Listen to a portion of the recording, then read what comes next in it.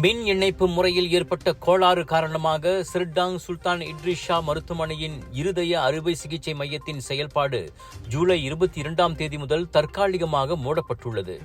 நோயாளிகள் எவரும் சிரமத்திற்கு உள்ளாகுவதை தவிர்க்கும் நோக்கத்தில் இந்த நடவடிக்கை எடுக்கப்பட்டுள்ளதாக ஸ்லாங்கூர் மாநில சுகாதாரத்துறையின் இயக்குநர் டாக்டர் உம்மி கால்தோம் சம்சுடீன் தெரிவித்தார்.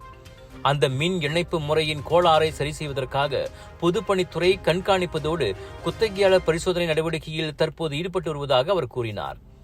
இருதய அறுவை சிகிச்சை மையத்தின் நடவடிக்கை தொடர்ந்து செயல்படுவதை உறுதிப்படுத்துவதற்காக தனது இருதய அறுவை சிகிச்சை நடவடிக்கையை பிரதான கட்டிடத்தில் உள்ள 2 அறுவை சிகிச்சை மண்டபத்திற்கு சுல்தான் இட்ரிஸ் ஷா இருதய அறுவை சிகிச்சை மையம் மாற்றியுள்ளதோடு அந்த இடம் 24 மணி நேரமும் செயல்படும்.